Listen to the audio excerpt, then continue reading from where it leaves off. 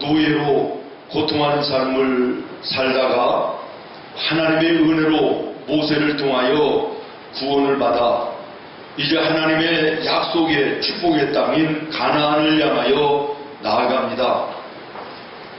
중간에 이르러서 모세는 이스라엘 12지파 가운데 대표자들을 한 명씩 선발하고 그들을 먼저 가나안에 보냅니다. 우리가 들어가서 살아야 될 앞으로의 저 땅이 어떤 형편이 있는지, 우리가 오늘 여기에서 무엇을 준비해야 될 것인지를 먼저 알아보고 돌아오라는 것입니다. 우리가 잘 아는 대로 12명의 정탐꾼이 가나안에 들어갔다가 40일을 돌아보고 와서 이스라엘 백성들 앞에 보고를 하는 것입니다. 10명이 얘기합니다. 그들은 믿음이 없는 사람들이었습니다. 우리가 들어갈 가나안 땅 우리 못 들어간다. 얼마나 거기는 성이 견고하고 사람들이 거인이고 치가 구척이고 준비된 용사들도 있고 그리고 무기들도 막강하고 우리는 넘볼 수가 없는 곳이다. 이랬더니 이 보고를 들은 믿음 없는 이스라엘 백성들이 울며 불며 난리가 났습니다. 하나님은 어쩌자고 우리를 그대로 애굽에 좀 두시지 왜 여기까지 인도해서 가나안에 들어가지도 못하게 하고 광야에서 죽게 하겠느냐. 그러면서 하나님이 세우신 종 모세를 대적하며 또 대항합니다. 이 모습을 보면서 하나님께서 말씀하시는 내용이 오늘 본문입니다. 나를 원망하는 약한 회중에게 내가 어느 때까지 참겠느냐. 이스라엘 자손이 나를 향하여 원망하는 그 원망하는 말을 내가 들었다. 이렇게 하나님이 말씀하시면서 34절에 너희는 그 땅을 정탐한 날 수인 40일의 하루를 1년으로 쳐서 그 40년간 너희의 죄악을 담당할지니 너희는 그제서야 내가 싫어하면 어떻게 되는지를 알리라. 여러분, 이스라엘 백성들이 애굽에서 종살이를 합니다. 우리나라 같은 경우에는 40년도 안 되는 36년을 종살이 하다가도 해방되어졌을 때 얼마나 기뻤고 얼마나 감사했습니까? 그런데 이스라엘은요 무려 애굽에 430년을 종살이 한 거예요. 우리나라처럼 자유롭지도 못하고요 노예처럼 살았다 그랬어요. 여기에서 하나님의 은혜로 해방을 됐으니 얼마나 은혜요 얼마나 감사했습니까? 물론 이 이스라엘 사람들도요 처음에는 감사했지요. 하나님을 찬양하고 영광을 돌렸지요. 그런데 문제는 그들의 믿음이 약해서 조그마한 어려움 앞에서도 쉽게 낙심하고 절망하고 좌절한다는 이것이었습니다. 하나님의 은혜에 감사해서 찬송하고 영광을 돌리던 그들이 조그마한 문제 앞에 여지없이 믿음이 무너지고 원망하며 불평하고 하나님이 세우신 모세를 거역하고 대항하는 모습, 우리가 이제라도 늦지 않았다. 그러니 모세를 우리가 이제 지도자로 삼았던 것을 포기하고 새로운 지도자를 삼아 다시금 애굽으로 돌아가자는 거예요.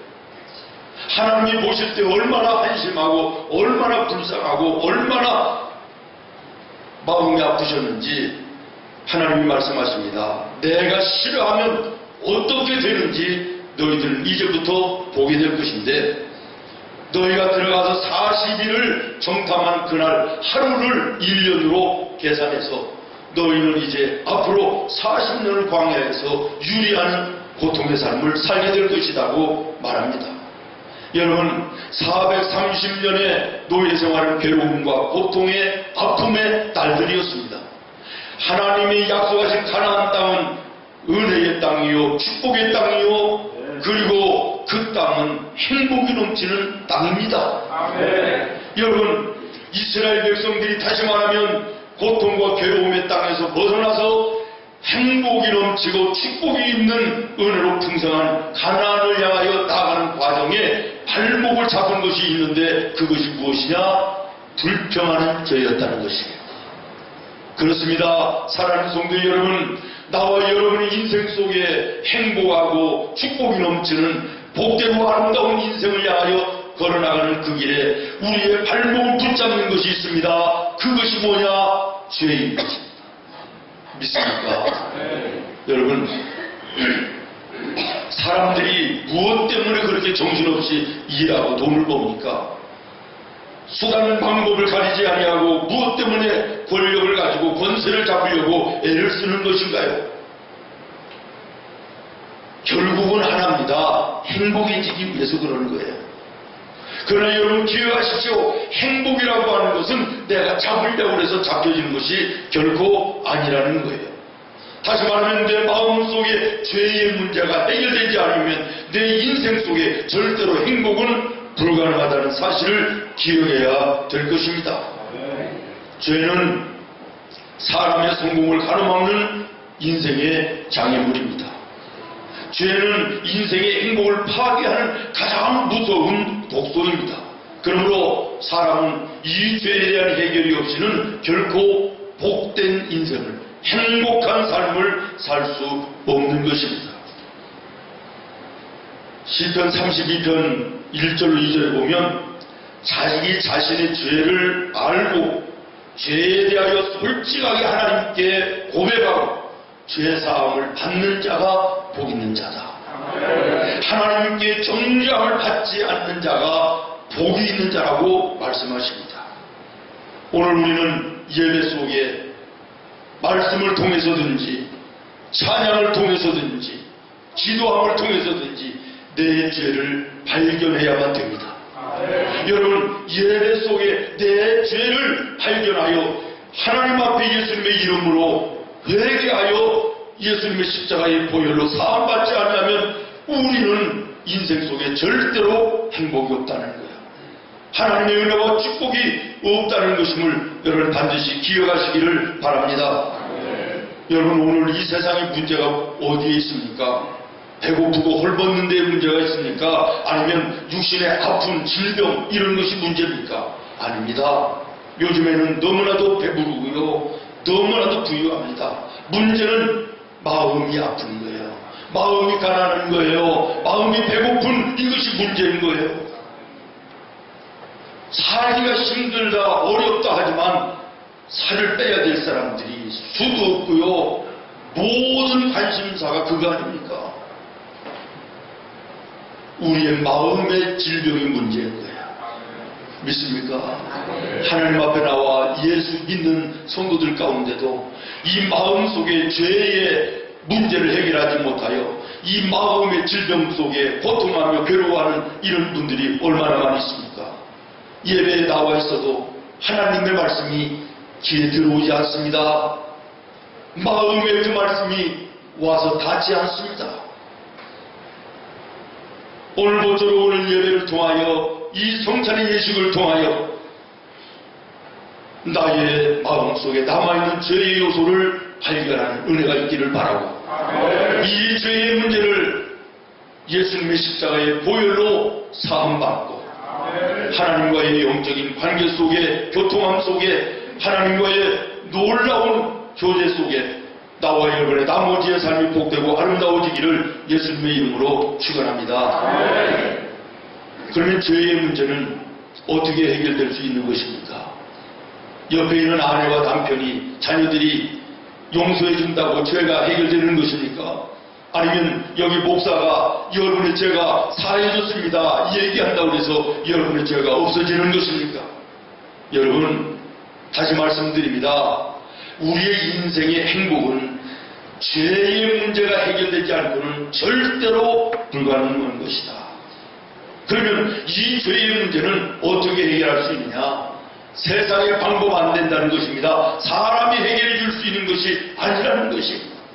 사람이 사해줬다고 사해지는 것이 아닙니다. 저는 가끔 그 청문회 같은 것을 보면 참 혼자 웃습니다. 자기는 더 큰 죄를 가지고 있으면서도 앞에 앉아있는 그 사람에게 죄를 들춰내고 죄를 찾아내서 뭐 손가락질을 하면서 큰 소리를 지르면서 호통치는 모습을 보면 참 아이러니하죠.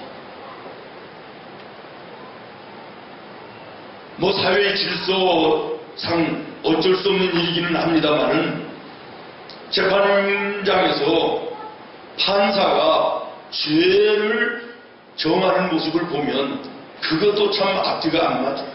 여러분, 죄 있는 죄인이 죄인을 어떻게 용서할 수 있습니까? 사랑하는 성도 여러분, 이 죄의 문제는 하나님 앞에 가지고 나와서 예수님의 이름으로 회개할 때 예수님께서 십자가의 보혈로 씻어주시고 우리를 자유케 하시는 것입니다. 이 방법 외에는 죄의 문제를 해결할 방법이 없음을 기억하시기를 바랍니다. 사랑하는 성도 여러분, 죄인이 살 수 있는 길은 오직 하나, 하나님께 갖고 나오는 것이고 예수님의 이름으로 회개하는 것이고 예수님의 십자가의 보혈로 사함받는 방법밖에는 없는 것입니다. 죄가 여러분을 찾아와 여러분을 정죄하여 영원한 지옥에 들어가게 하기 전에 우리는 내 마음속에 있는 죄를 먼저 찾아내서 회개해야 될 것이고 사함을 받아야 되는 것입니다. 이 은혜를 예배를 통하여 하나님이 주십니다. 오늘 이 아침 성찬을 통하여 하나님이 이 은혜의 길을 우리에게 주시는 줄로 믿습니다. 사랑하는 성도 여러분, 오늘 여러분의 삶 속에 혹시 마음 먹은 대로 되지 않고 내가 계획한 대로 되지 않아서 답답하고 괴롭고 절망스러운 분 계십니까? 혹시나 하나님과 나 사이에 가로막고 있는 죄의 문제가 남아있지 않나 돌아보십시오.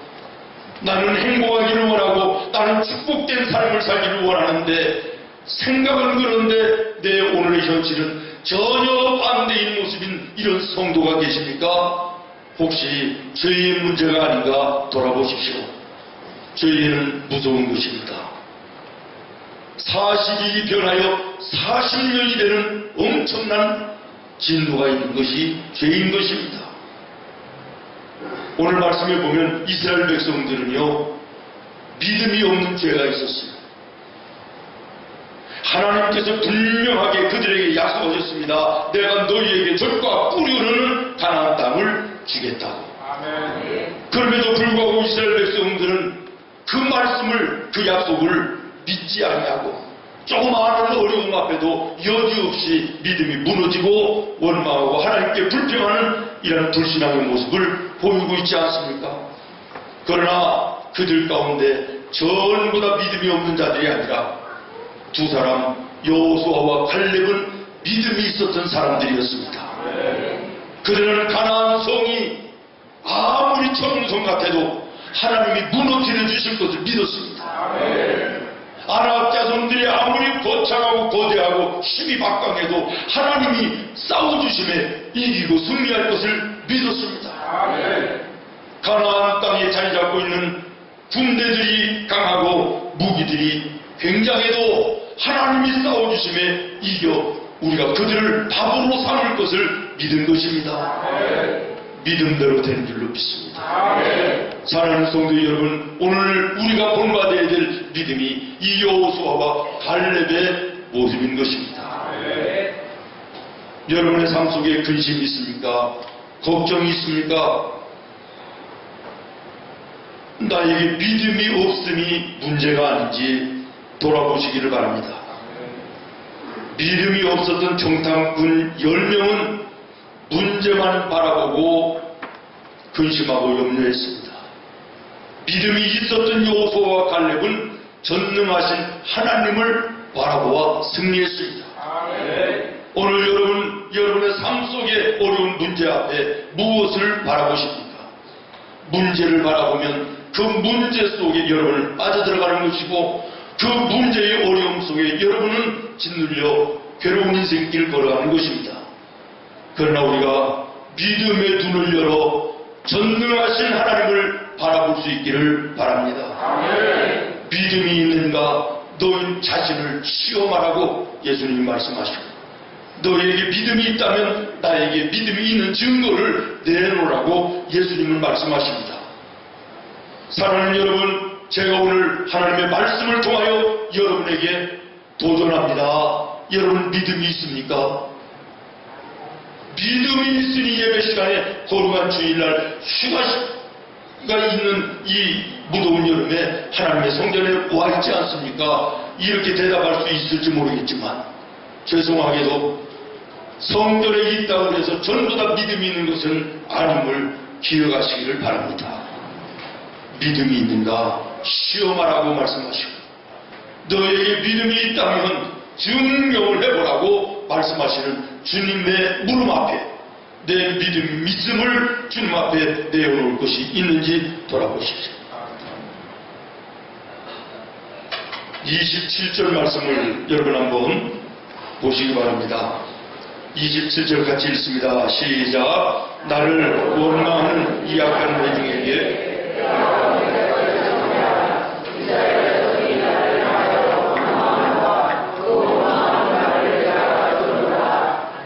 아멘. 이스라엘 백성들이 하나님을 향하여 원망하고 불평하는 것을 하나님이 어떻게 하셨다요? 들으셨다.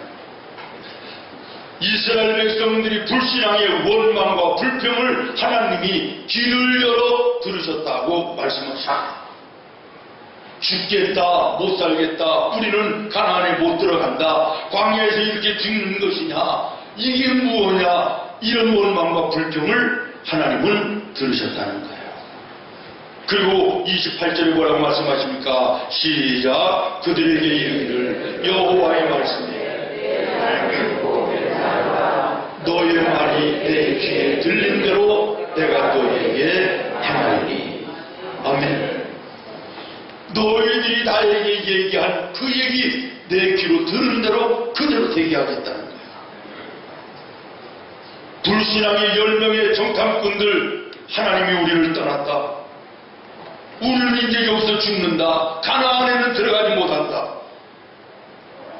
믿음 없던 이스라엘 백성들이 믿음 없는 정탐꾼들의 얘기를 듣고 똑같이 하나님께 원망하며 불평합니다. 하나님은 우리를 떠났다, 우리는 가나안에 들어가지 못한다, 우리는 여기에서 이 광야에서 죽을 것이다. 하나님이 그 얘기, 그 불평을 귀를 열어 들었다는 것이고, 그대로 되게 하겠다고 말씀하신 대로 그들은 광야에서 전부 다 죽은 일로 믿으시길 바랍니다. 그러나 믿음이 있었던 두 사람 여호수아와 갈렙은 뭐라고 얘기했습니까? 하나님이 우리와 함께 하신다. 하나님이 우리를 도와주신다. 가나안은 우리의 것이다. 저들은 우리의 밥이다. 믿음대로 되게 하셔서 하나님이 길을 열어 들으신 대로 그들을 가나안에 들어가게 하신 줄로 믿습니다. 승리하게 하신 줄로 믿습니다. 오늘 우리는 여기서 무엇을 깨달아야 됩니까? 옛날 우리 어른들 입이 방정이라고 하신 그런 말씀들이 있습니다. 우리 예수 믿는 성도들은 입을 조심해야 됩니다. 혀를 조심해야 됩니다.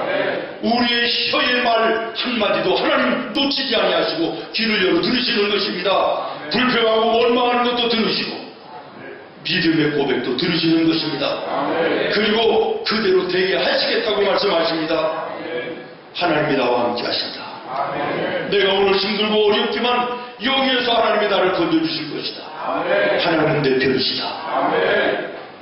하나님께 고백하고 나가는 자 하나님이 들으시고 그대로 되게 하시는 것입니다. 못 살겠다, 짜증난다, 나는 이제는 틀렸다, 하나님이 그 얘기도 들으시는 것입니다.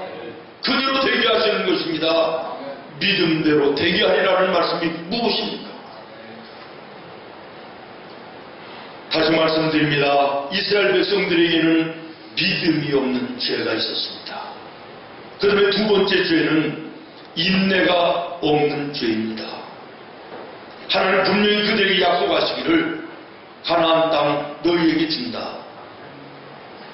그랬으면 좀 어려운 일이 오늘 있어도 조금 믿음을 가지고 인내하며 기다릴 줄 아는 이런 참을성이 좀 있어야 되는데, 이스라엘 백성들은요 조금 많은 문제 앞에 원망과 불평을 끊이지 않고 합니다. 환경이 좋지 않다, 먹을 것이 없다, 덥다, 춥다,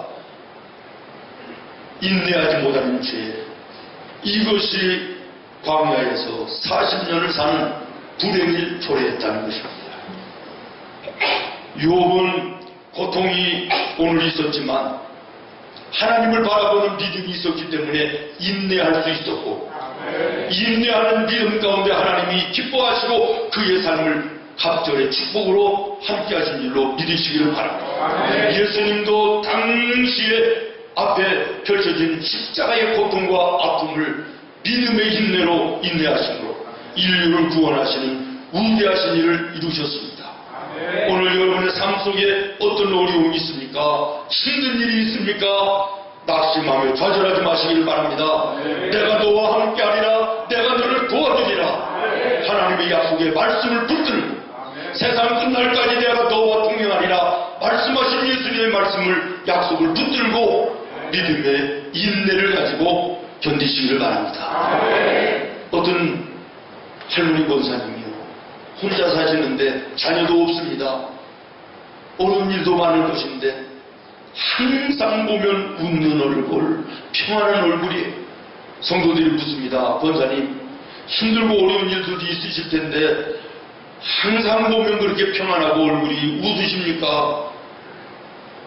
그렇지요. 저에게도 어려운 일이 있죠. 많이 자녀들도 없고 힘든 일도 많죠. 그런데 저는요, 어려운 일이 있을 때마다 사흘만 버티자, 사흘만 견디자, 이렇게 얘기합니다.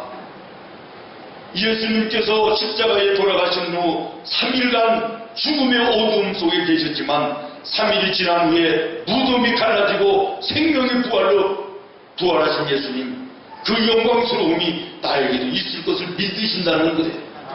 내가 오늘 고통스럽고 아프고 괴로운 문제 3일만 지나면 하나님께서 해결하시고 나를 자유케 하실 것이다, 나를 건져주실 것이다, 이런 믿음이 있으시다는 거예요. 그러니까 감사할 수 있고, 그러니까 웃을 수 있다는 것이죠. 여러분, 여러분의 삶에 오늘 어려운 일이 있습니까? 기도하시며 인내하시길 바랍니다.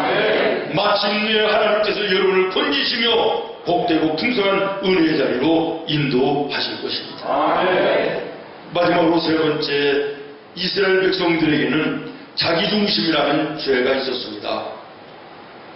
10명의 정탐꾼이 돌아와서 이스라엘 백성들에게 보고하는 내용을 여러분 집에 가서 한번 찬찬히 읽어보십시오. 여기에 주어는 뭐냐면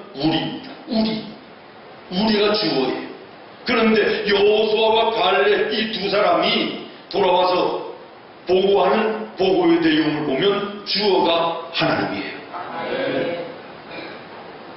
우리라고 하는 자기 중심의 모습과 하나님 중심의 모습이 달라집니다. 다시 말하면 믿음 없는 사람들은 언제나 자기 중심적인 삶을 산다는 것이고, 여호수아와 갈렙같이 믿음의 사람은 언제나 하나님 중심의 삶을 산다는 거예요. 자기 중심적인 삶을 살았던 10명의 정탐꾼 가나안에 들어가지 못하고 광야에서 죽은 줄로 믿습니다. 그러나 믿음의 여호수아와 갈렙, 하나님 중심의 신앙을 가지고 살았던 그들은 젖과 꿀이 흐르는 하나님의 약속의 땅 가나안에 들어가 주인공들이 된 줄로 믿으시기를 바랍니다. 성경을 보십시오. 하나님 중심으로 살던 사람들 어디를 가든지 하나님이 함께 하시고, 때를 따라 도우시는 은혜 가운데 부족함이 없게 하시고, 모든 사람들에게 존귀하게 여김을 받는 복되고 아름다운 인생이었음을 보게 되는 것입니다. 야곱을 보십시오. 하나님과 늘 함께하는 사람이었습니다. 다른 사람들은 우물을 파도 나오지 않습니다. 그러나 야곱은 여기를 파도 물이 터져나오고 저기를 파도 물이 터져나오고, 다른 사람들은 농사를 짓는데 전부 다 흉년이지만 야곱의 농사는 100배가 더하여지는 풍성한 은혜를 받아요. 하나님이 함께 하시는 자의 삶, 하나님을 자기 당신의 가장 소중한 자리에 놓고 하나님 중심의 믿음의 삶을 사는 자 하나님이 함께 하시는 거예요. 여러분 요셉을 보십시오. 하나님과 늘 동행하는 하나님 제일주의 하나님 중심의 삶을 살았던 사람이에요. 그의 인생이 잘 되는 것만으로 끝나는 것이 아니라 이방인 보디발의 집에 가도 요셉 때문에 보디발의 집에 하나님이 복을 주세요. 여러분 이런 인생 살아야 되지 않겠어요? 여러분 하나님 중심의 삶을 사십시오.